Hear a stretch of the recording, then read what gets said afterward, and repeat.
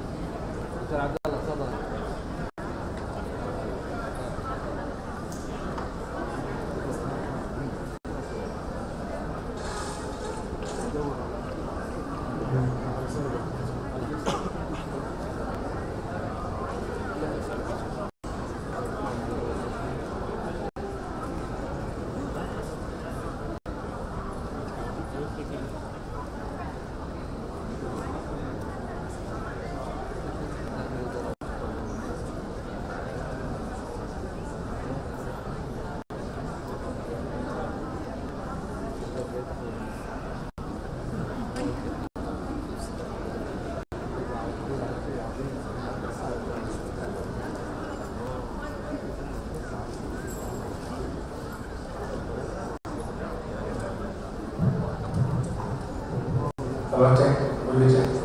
Check 1, 2, 3, 4. Okay.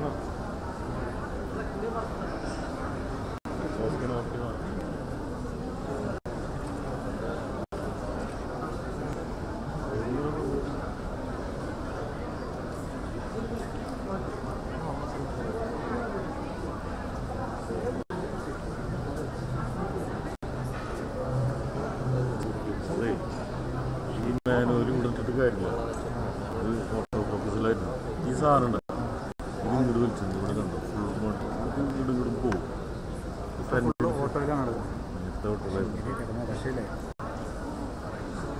ഞാൻ പറഞ്ഞപ്പോൾ എനിക്കതെന്താണെന്നറിയാം. Auto focus ഇവിടെ മാറ്റി കാര്യം അതെന്ന് പറഞ്ഞത്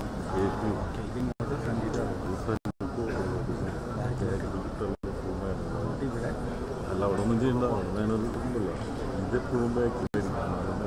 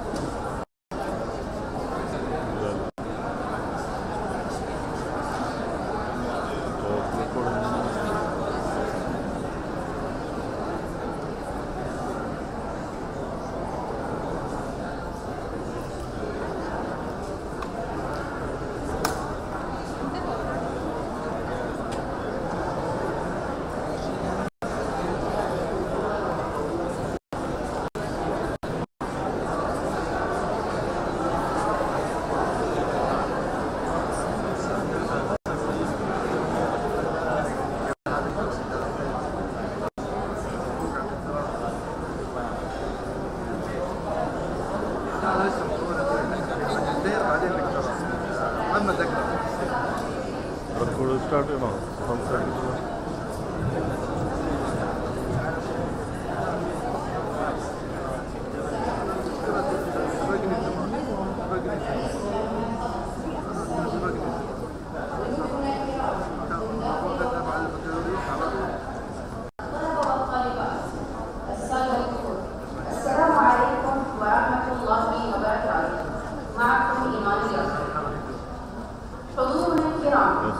مرحبا بكم في حفل إطلاق مسابقة القضاء العالمي للاستدامة تحقيقا لرؤية قطر الوطنية 2030 المرتبطة بالاستدامة وتماشيا مع رسالة الجامعة لتمثيل تحقيق النمو الاقتصادي والاجتماعي المستدام بدولة قطر وحرصا من الجامعة على اكتساب مهارات التعامل مع التكنولوجيا الرائدة وإعداد جيل من القادة قادرين على إضافة قيمة لمجتمعاتهم وقادرين على إيجاد حلول لتحديات المستقبل ومن بينها مشاكل الاستدامة من أجل عالم أفضل للجميع. يسر جامعة قطر ممثلة في كلية الإدارة والاقتصاد بإطلاق مسابقة القضاء العالمية للاستدامة التي تنظمها الكلية بالتعاون مع شركة ميتافيرس. فليتفضل سعادة الدكتور حسن بن راشد الدكار رئيس جامعة قطر لإلقاء كلمة بهذه المناسبة.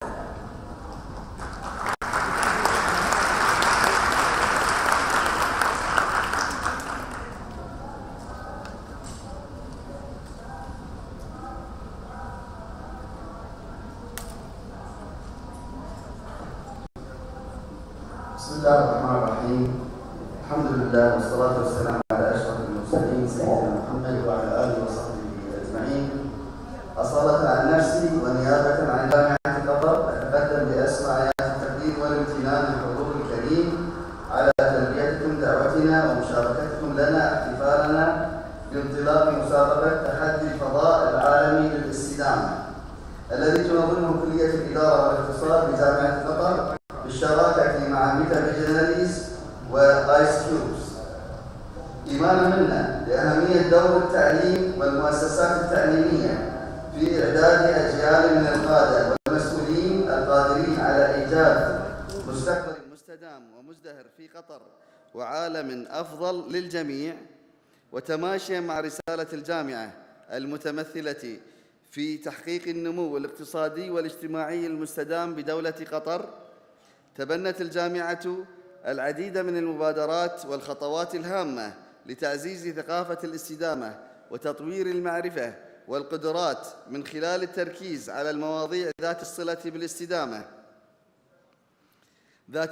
بالاستدامة في المناهج والتركيز عليها في البحث العلمي وتشجيع الممارسات التي تحقق استدامة الموارد والمحافظة عليها للأجيال القادمة.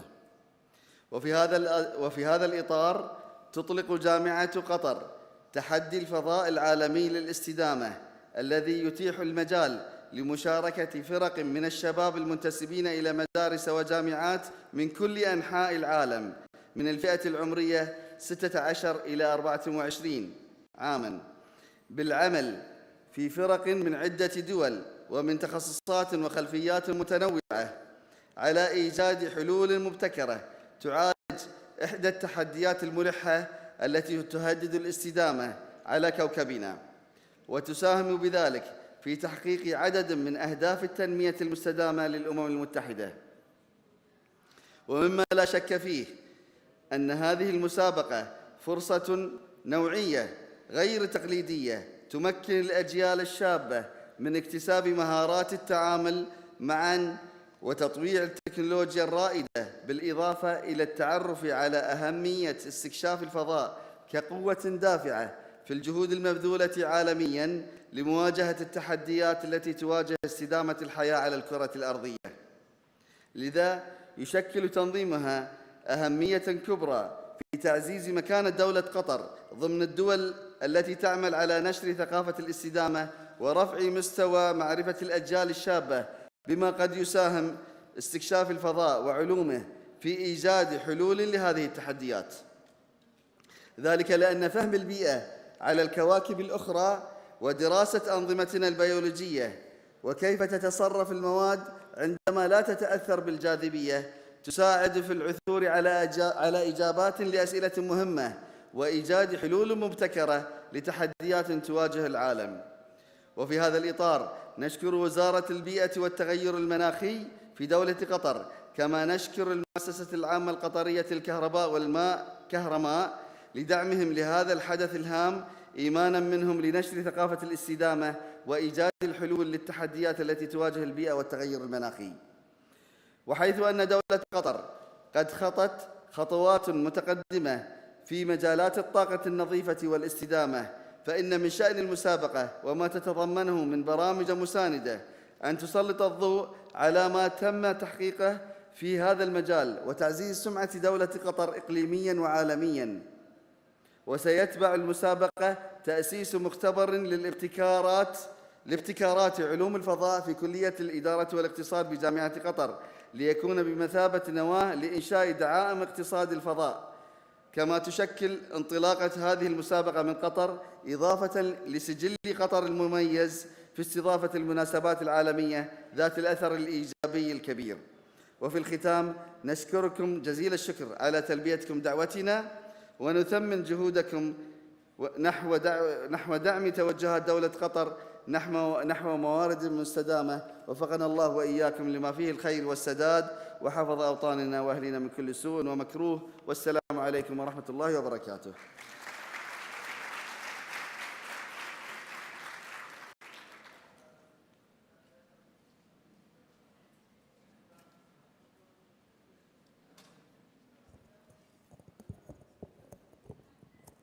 شكراً سعادة الدكتور حسن بن راشد الدرهم.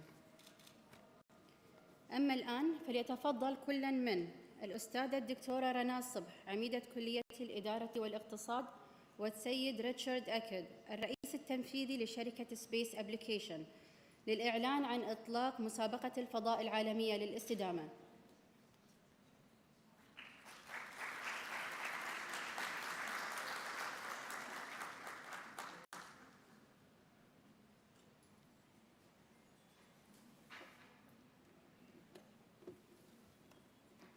السلام عليكم ورحمة الله وبركاته. أهلا وسهلا بالحضور الكريم من داخل الجامعة ومن خارجها.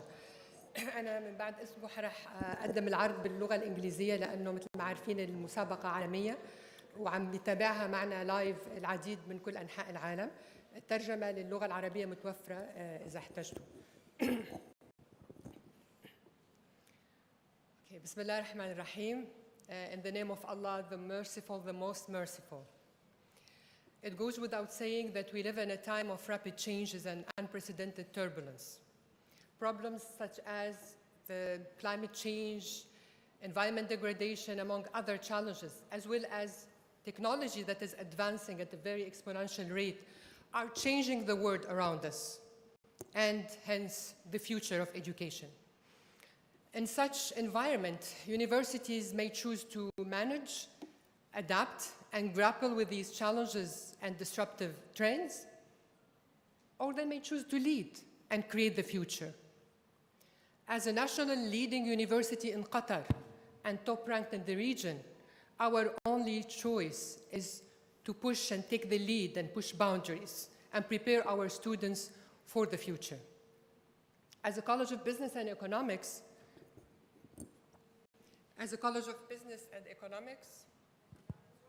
we also chose to push for a paradigm shift in business education. And by the way, business in general does not only create economic and financial value, it does also create environmental and societal value. When society faces challenges, business should play a leading role in devising solutions. We should no longer make trade-offs between profit and doing what's right for the environment. We can do both and work in synergies. In fact, great opportunities lie at the intersection of both. So, we need to reimagine business and revisit business education. Businesses should integrate and factor in their impact on sustainability and society in their performance metrics and their valuation, business analysis, and cost of capital. And business schools, they should also take responsibility and integrate sustainability in their curricula to prepare the next generation of leaders, to inspire the next generation of leaders who would fix environment challenges and fix the damage that our generation has created, unfortunately. Now, I'm sure you all agree that grand challenges, it's not showing. Sorry.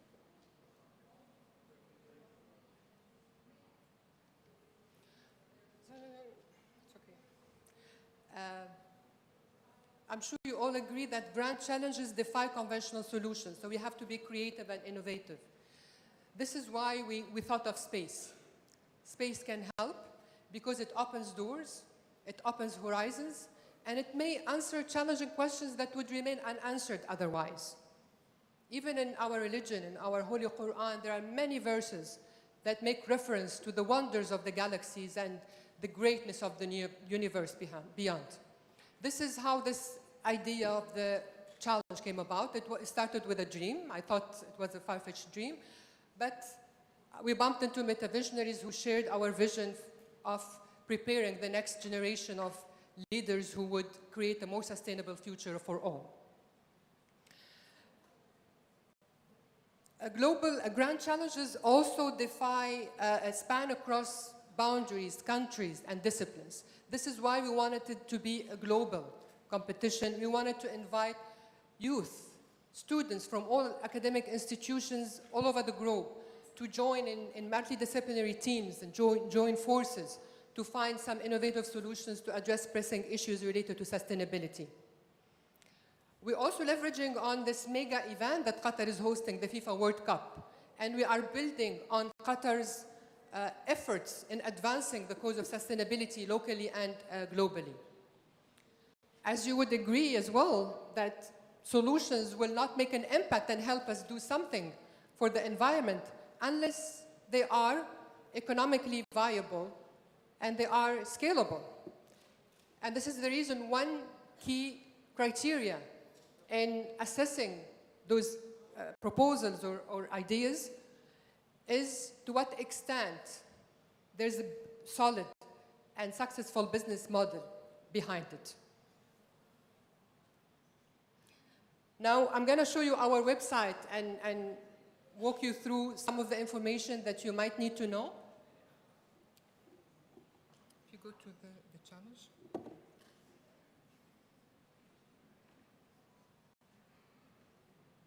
So our website has everything, all the details about the competition, the journey, Sorry, it's the internet. what participants need to know. Sorry, the internet is. The internet. We have issues with the internet, that's fine. But we have 5 tracks that participants can submit their ideas to, under any of these. The first one is climate change. The other one is about sustainability of food and agriculture solutions. Then there's a track about sustainable consumption and supply chains. There's a track about life science and health sciences as well. And there's a track about arts, fashion, and 3D printing. As I mentioned earlier, I mean, youth are our hope and, they are the future. Okay, so here we go. So these are the 5 tracks I was talking about. There's a rule book that contains all the information that participants need to know. If you scroll down, please, Wasim. So it's open free of charge for all teams from around the globe, but participants have to be between 16 and 26 years old. We want teams to be containing members from more than 2 countries. We want them to be also from different disciplines because we need to draw on the richness in different backgrounds and different perspectives to come up with those innovative solutions. Can you go down? The registration is open until 19th September, and after that we will start the screening process and participants start going through their journey. But I would like to invite Richard here to walk us through the timeline and the participants' journey until the end.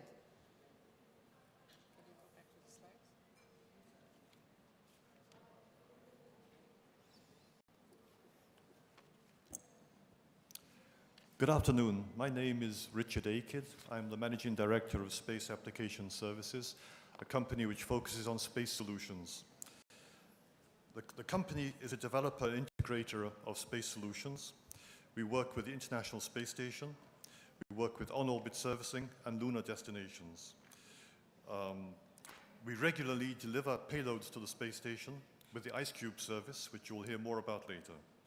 And the IceCube service allows anybody in the world to design, develop a payload or a research item to be sent into space to be operated at the space station. The timeline for the competition is that registration, which is your name and your coordinates, should be completed 19th of September.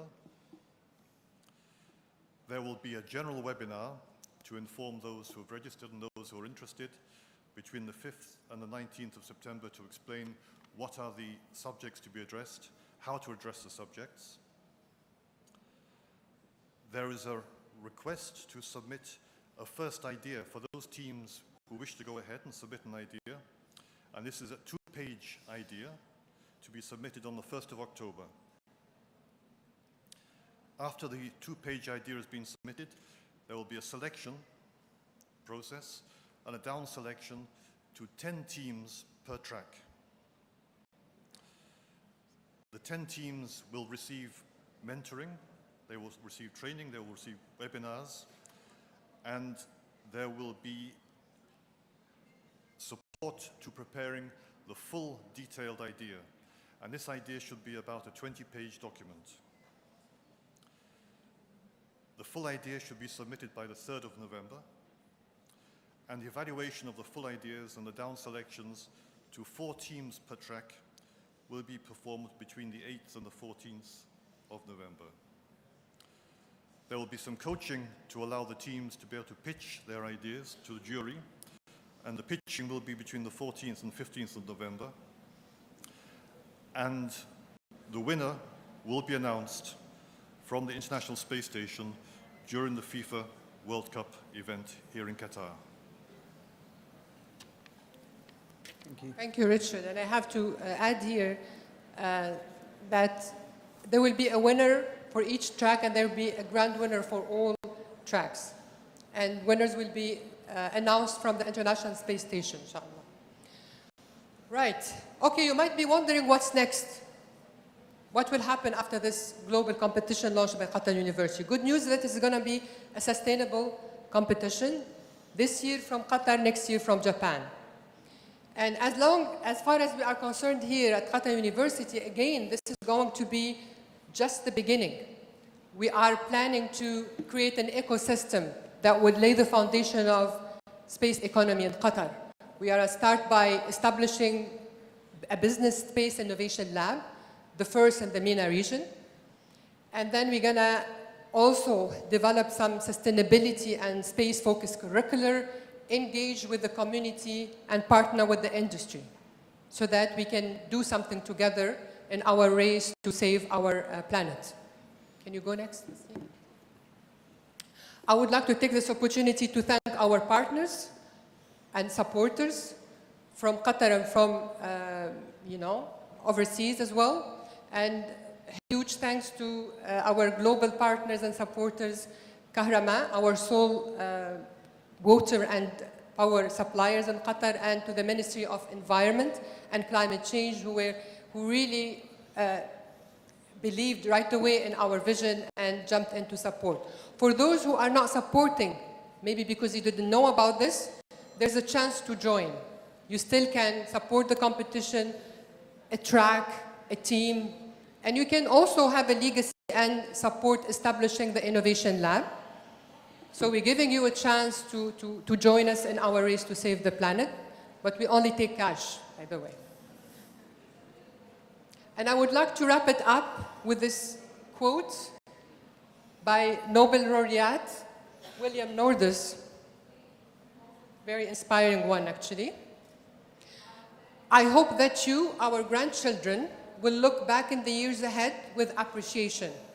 I hope that you can say that we, and this generation, had the resolve to overcome the obstacles and take the steps necessary to preserve our unique and beautiful planet. join us to make it the case. Thank you.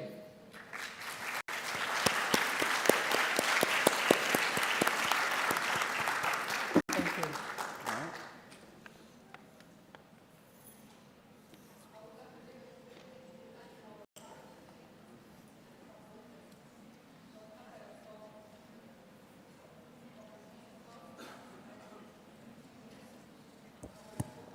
شكرا للأستاذة الدكتورة رنا الصبح والسيد ريتشارد أكد. يسرنا أن نرحب الآن بالدكتورة تارا روتلي كبير العلماء في أوربت الريف لإلقاء كلمة عن الدور الذي ستلعبه أوربت الريف في مستقبل العلم.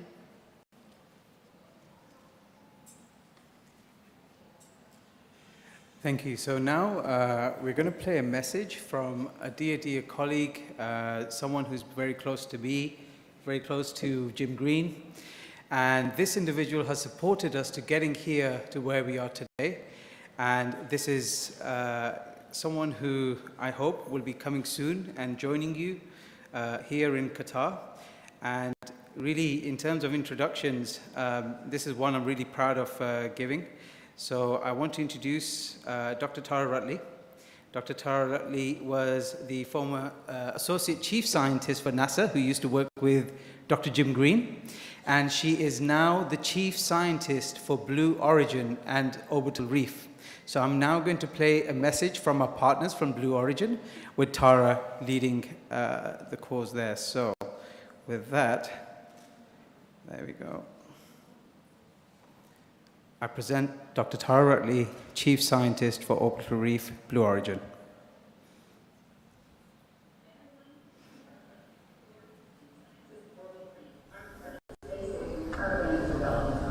I'm really looking forward to reviewing all of the team's ideas as part of this Global Sustainability Space Challenge.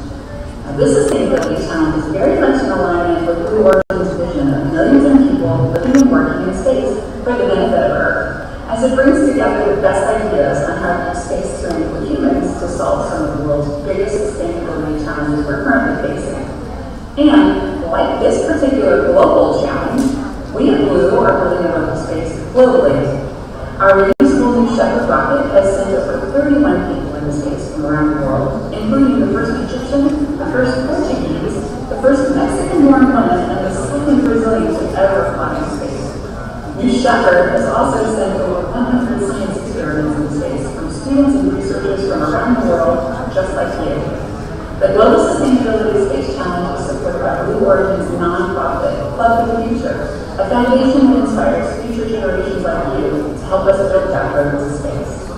And we know that this Global Sustainability Space Challenge will inspire all of you more than ever to see yourself in the future of solving sustainability problems, both on Earth and in space.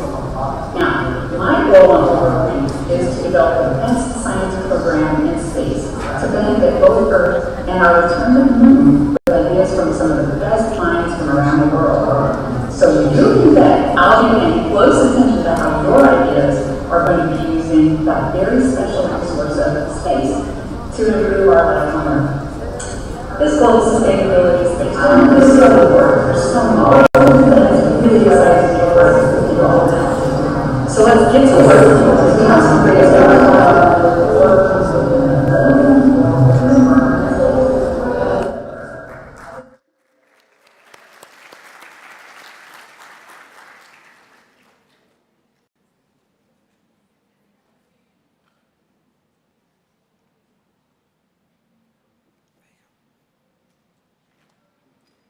شكرا للدكتورة تارا روتلي.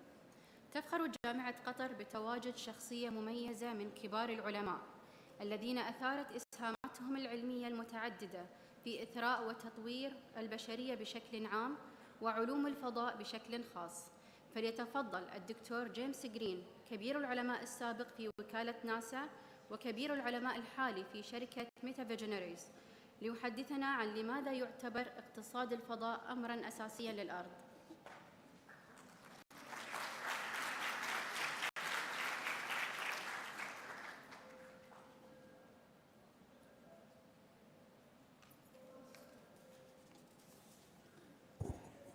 Thank you very much. It's a great pleasure to be here I have been working for NASA for more than 40 years, and I have seen some incredible changes in many different ways.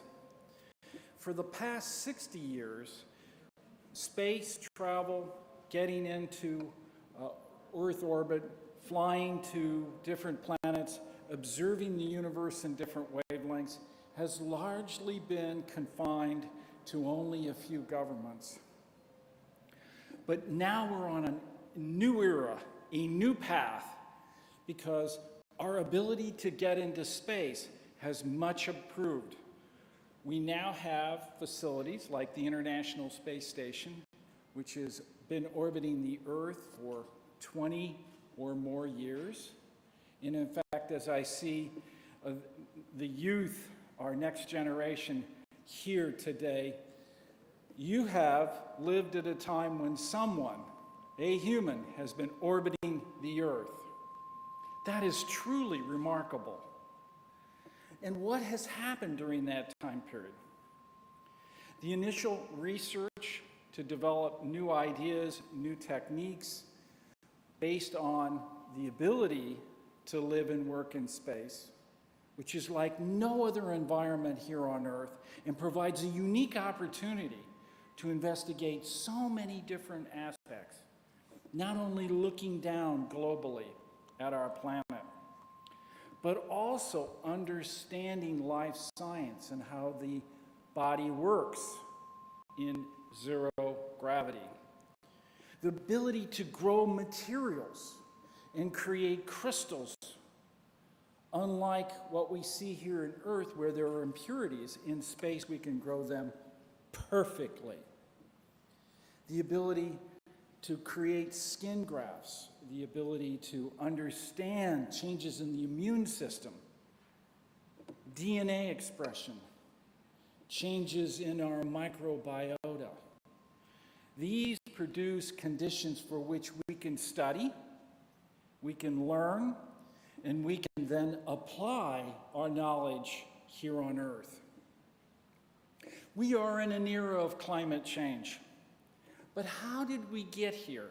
How do we know what is happening to our climate? It is done very simply because we orbit the Earth and we take global measurements. We are no longer able to dump fresh water.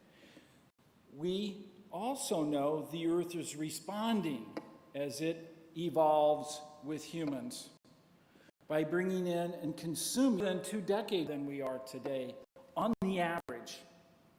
And why we are not? It's because now, because of our global measurements, we understand the Earth is responding. The Earth is like a living being. We can see it from space and we can see its beauty.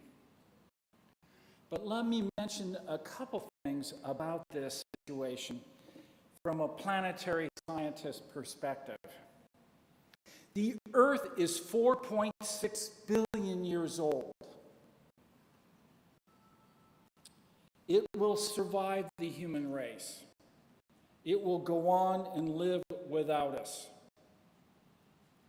But we cannot survive without the Earth. We are also the first species on this planet that recognizes we can become extinct. Think about that. We have the ability, through our knowledge that we gain, through what we do and how we do it, to be able to survive long into the future. But the only way we're going to be able to do it is to work together globally in areas of sustainability.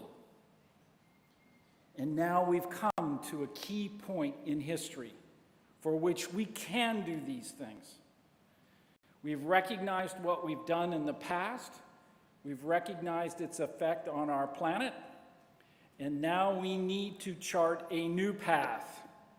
We need to challenge the youth, the next generation, to think more broadly, to think more globally, to be able to step into a new regime where space becomes part of your knowledge, and you use that environment for the benefit of humanity.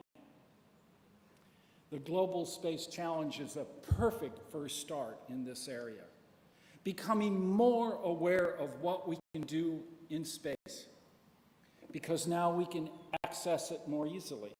Now we have opportunities to bring experiments, new ideas, new knowledge that we gain in space on the International Space Station, and that will evolve also. In the next 10 years, we will have worn out the International Space Station.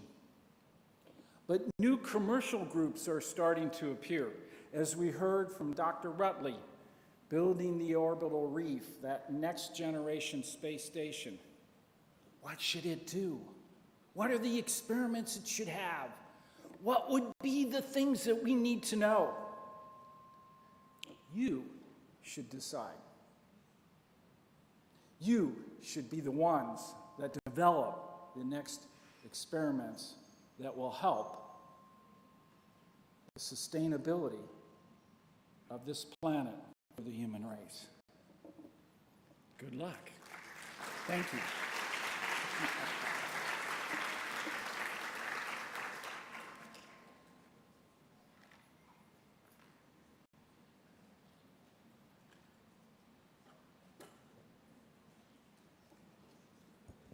نشكر الدكتور جيمس جرين على إضاءته.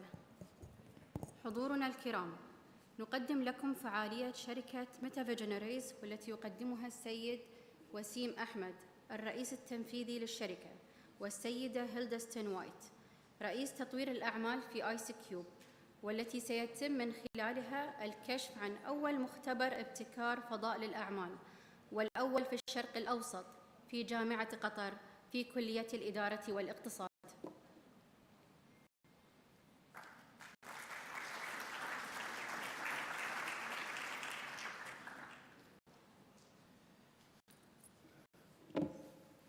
Richard, you might as well join the pile because I'm going to call you up as well. All right.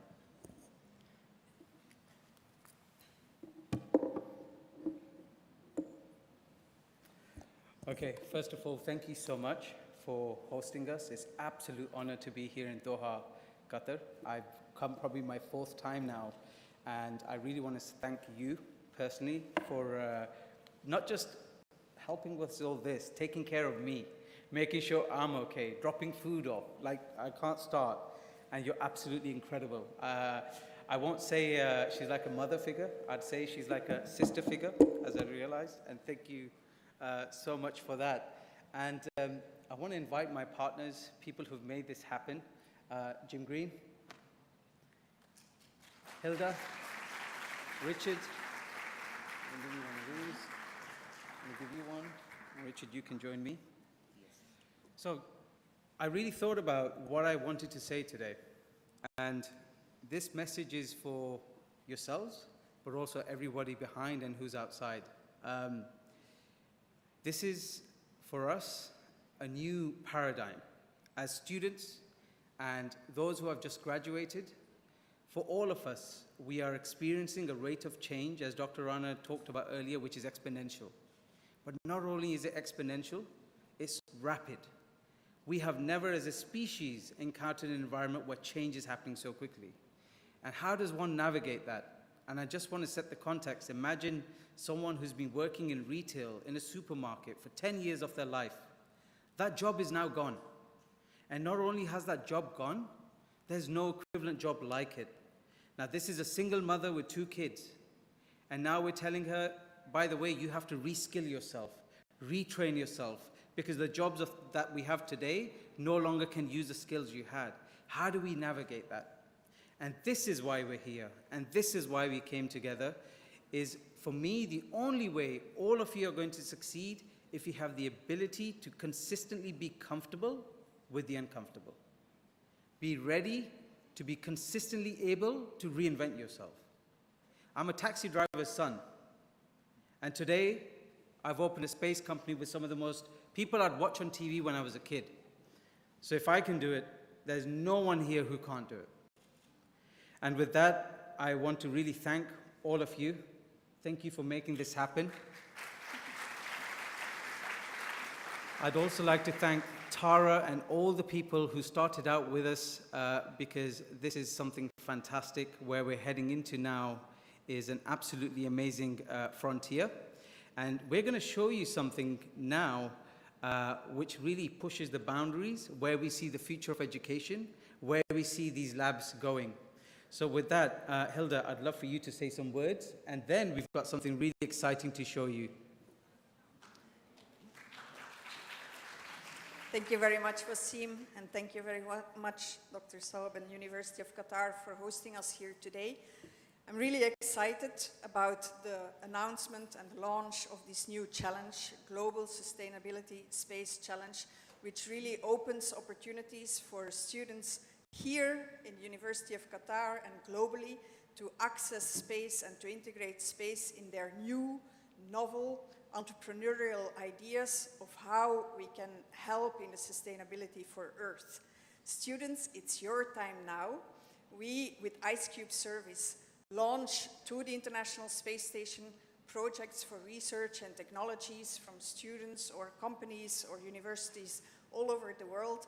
And we're happy that we're now connecting also through the challenge and through the Space Innovation Lab, the Qatar University. It will be truly exciting to have the Space Innovation Lab installed here, where students can actually engineer and develop hardware that will actually go to space, where there will be a room where they will be sending commands from Qatar University directly to the space station or directly to other hardware in space, and that it is connected with the Department of Commerce, which is excellent to create novel entrepreneurial ideas. So it's really an honor for me to be here, and I'm very excited about the launch, both of the challenge and the future of the Space Innovation Lab. Thank you. Thank you. Good. You want to add something to that, and then we're ready for the metaverse. I don't think I can add much to that. It really is a wonderful opportunity for us to work together in such an important way. And indeed, I think you're up to it. I have always been impressed by what the youth does.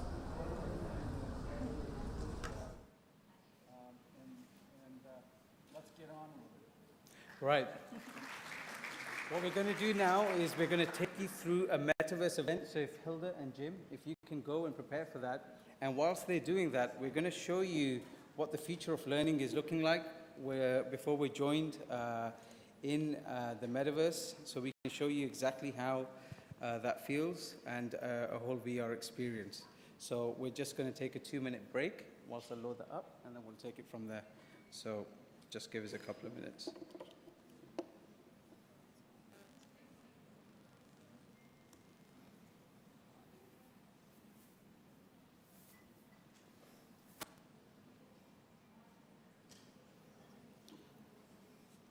So Richard, you can start talking about the experience whilst I get this logged on. It's just turned off. It's fully charged, yeah?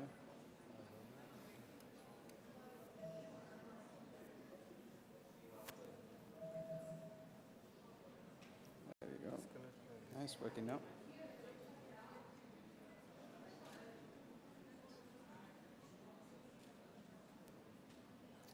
All right, Richard, you ready? Okay. Right, so now we're going to show you how you can learn, or what the future of learning is in a new environment. Sorry, let me just play that one. There we go. So Richard, take it away. Okay. As I mentioned, Space Application Services is involved in enabling spaceflight, building systems for space. We're involved with human spaceflight and unmanned spacecraft. One of our activities, which is becoming commercial now, is to train people to become astronauts. We train already international partner astronauts. We train Americans, we train Europeans, we train Japanese, Canadians. And one of the things that the astronauts need to do is they need to operate the equipment they have on the space station, but they cannot actually try to operate this equipment on the space station before they've been trained. So we train them using virtual reality. It's immersive virtual reality, and they are familiarized with how the tools operate, what the tools can do, and typically these are robotic tools, and these are the tools that they themselves will be using when they're on orbit. So this is the first introductory course for European astronauts on how to use the robotics on the space station, which has been given a number of times.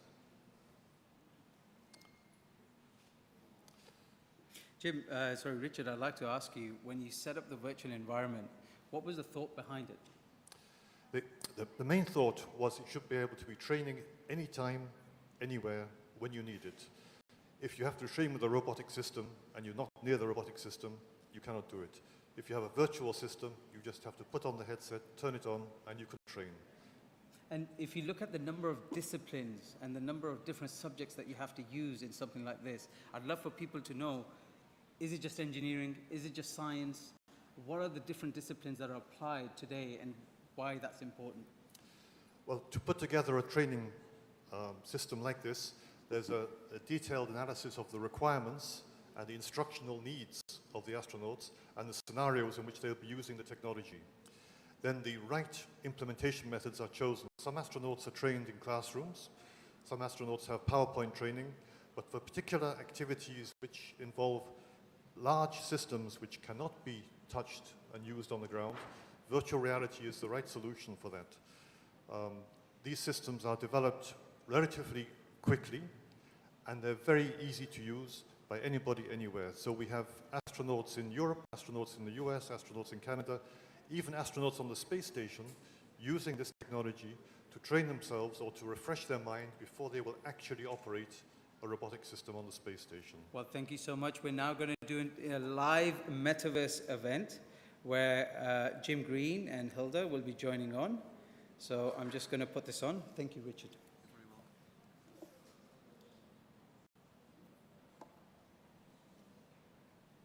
Okay.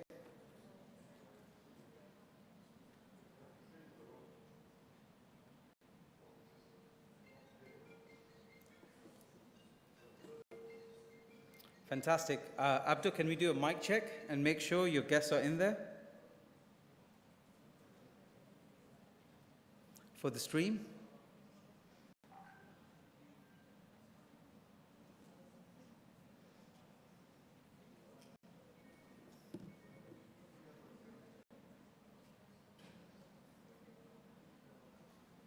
Let me know when everybody else is ready.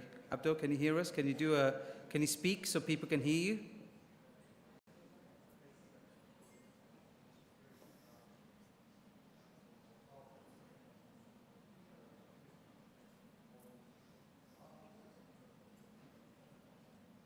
Sorry guys, just making sure that they are connected.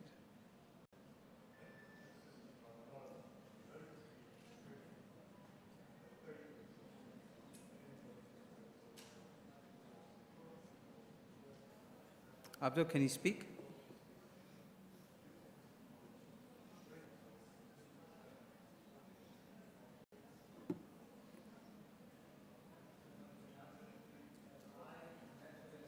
There they go. They're in there now.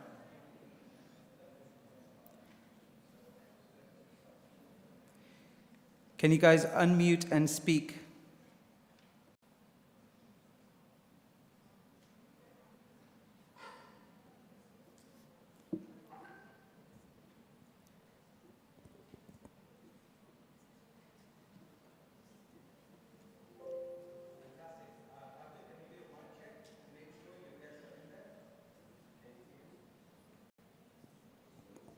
Yes, I can hear you, Abdul. Speak louder. Yep, I can hear you. Thank you. All right, I'm going to join now.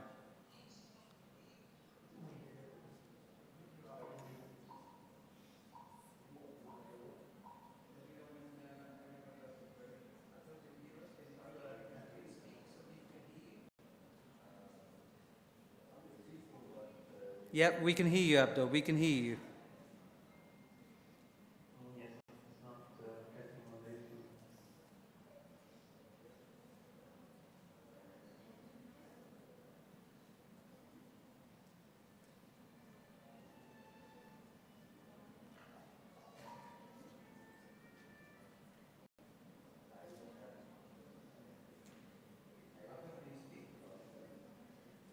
Okay, so there's a delay between when I'm speaking and when you're speaking. Is that correct?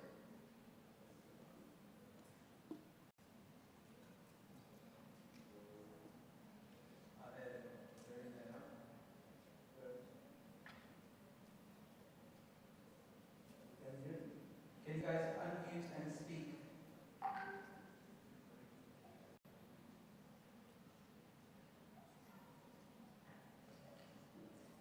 So from technical support, there's a lag between when we're speaking and when it's going live there.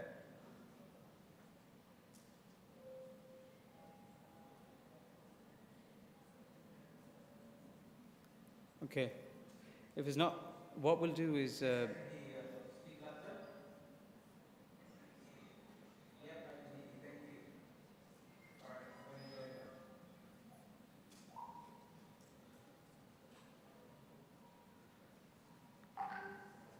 Okay, if it's not going, what we'll do is, if you can just do, I'll just do a live demonstration of the showcase of the lab. If you just walk around, so we see this room here. Yeah, we can hear you. We can hear you.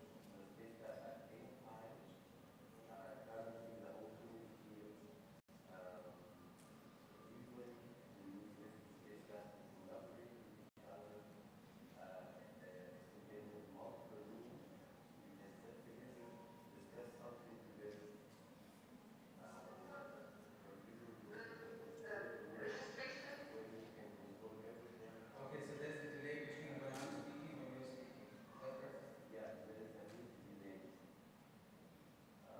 But as you can see, this is all live. And we can enjoy it. Everybody can enjoy it from all over the world at the same space. Communicate with each other. Collaborate and make something very useful to the community. So from technical support, there's a lag between when we're speaking and when it's going live there. Okay.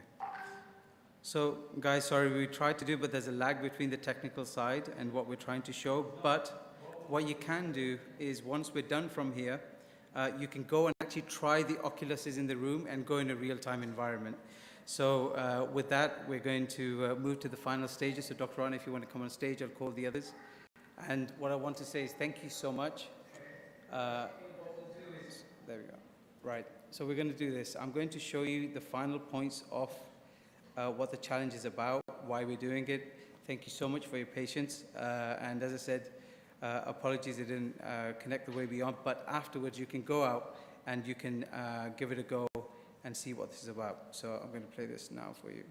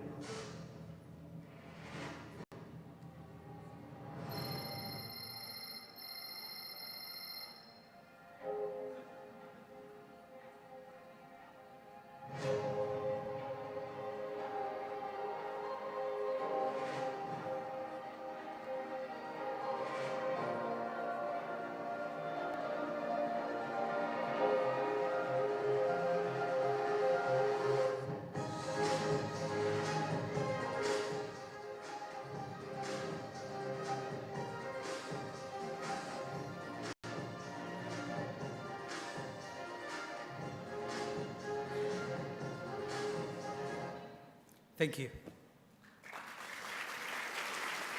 And just for the students, sometimes stuff doesn't go right. It's absolutely okay, as you can see. Thank you very much. Take care.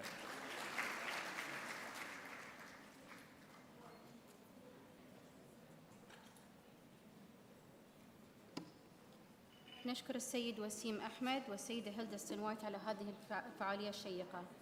والآن نفتح المجال للسادة الحضور للأسئلة.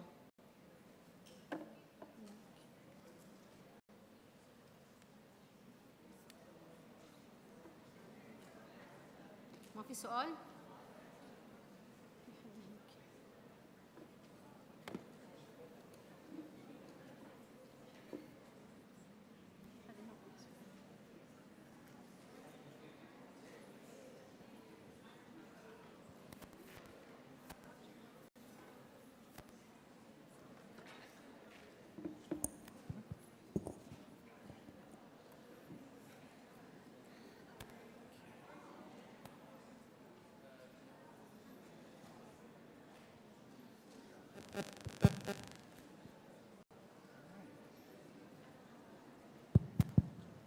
Yep, we can hear you. Yeah. Hi. Hi, nice to meet you. My name is Man Abdulhab. I'm from Sudan, and also I'm an aerospace engineering student from Liverpool University. So yeah, I have a question about AI and machine learning. So how is it going to affect the space industry? How it's going to affect our life, the machine learning? How is AI going to affect different industries? Yeah, and the machine learning. So which industry? In the space. Space? Yeah. Ah, okay. Well, as the experts, do you want to take that? Yeah. So artificial intelligence, or AI, is used by NASA and many of the other space agencies right now. And it's at an elementary stage. For instance, because Mars can be anywhere from 8 minutes to 22 minutes light travel time, the rovers have to move on their own. So we have curiosity and perseverance. We provide them the information for them to look, figure out what to do, move around obstacles, and be at a location when we're ready to command the next sequence of events. But that's just the start. We have so many more things that we need to do in that area. Okay, thank you. Anybody? Yeah, the gentleman behind you. Hello, my name is Fahad Al-Hamad. I'm a student at College of Business and Economics. My question is, are we, or did we, sorry, let me rephrase. Will we reach the point that we will use metaverse as we use electronics today? Will it be a base of our life or our daily activities? Great question. Actually, the metaverse, as soon as you picked up an internet connection, you were already in the metaverse. And it's already transforming our lives. The difference between the metaverse now and what you had before is you get to connect with your environment globally. The second thing is when you had the internet and you had social media, we all gave our data for free and we didn't leverage anything from it. The metaverse is going to allow ownership. It's going to allow you to control your information. It's going to allow you to create whatever it is you wish to create, whatever field you need to go to, but with a global world. It means you can be born in Rwanda, but you can connect with the chief scientist in Qatar today. And that was what we wanted to show you, but unfortunately, definitely check it out. So connectivity, access. The metaverse means it does not matter where you're born. You don't need £100,000 to pay for an MBA to connect with some of the most incredible people on the planet. Thank you very much.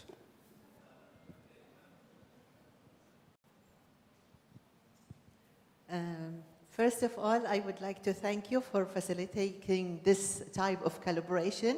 We used to see NASA in books and in movies, but today now we are seeing the real project coming to life, especially the collaboration between Qatar University and the NASA. Really, always in Qatar Vision 2030, we talk about the sustainable global objective, or let's say objective of keeping this planet safe. What is the requirements of the basic requirements of the student to participate and facilitate their contribution for this project? Fantastic, thank you. Actually, it's a great question. Yep. Okay. Any student affiliated to any educational institution around the world between the age of 16 and 26 can submit an application. There will be some screening. Not everyone will go to the next stages, but as an initial phase, and anyone, as long as you are affiliated to educational institutions anywhere in the world and you are between the age of 16 and 26, you can participate and you can register as a team. You can pick your team and register as a team, or you can register as an individual and we can match you based on your interest. So it's open for everyone. And also the goal is, once this happens, these teams, these people come together. This is why we went with the College of Business, because engineering, science, everything's a part of it. But we want to make sure these are economically viable, sustainable solutions. Hence, we went that way. Thank you. Thank you for the question. Yep, go for it. You can come to the front if it's not clear, it's fine. Because this is the best bit. Student in College of Engineering, and I'd like to ask a question about the ISS. Is that okay, or? Yeah, please, Jim, this is you. Okay, so from what I have heard, I'm not sure if it's true or not, but I've heard that the ISS is going to fall down into Earth. Like you're planning to send it down to Earth. So isn't the ISS a $150 billion project, like going to fall down just like that, or you're planning to make a new station for, in the future? Indeed, NASA has a planned lifetime for what it builds. And in this case, the International Space Station is wearing out. As it orbits the Earth every 90 minutes, it ends up at night freezing, 200 or more degrees below zero. And then on the day side, 200 or more degrees above zero. So its stresses are all over the place. This allows the systems to no longer work, to spring leaks. And so NASA's constantly doing repairs. That's normal. I don't know if you drive your car for 30 years, but International Space Station by the end of the decade will be pretty well worn out. However, it's going to be replaced by some commercial space stations. Things like what Tara Rutley talked about, and that is orbital reef, or other space stations are being considered to be the replacement for the International Space Station. So we believe having humans in low Earth orbit is something that we're going to continue well into your future, your children's future, and beyond. All right. Thank you. Thank you so much. شكرا جزيلا للحضور.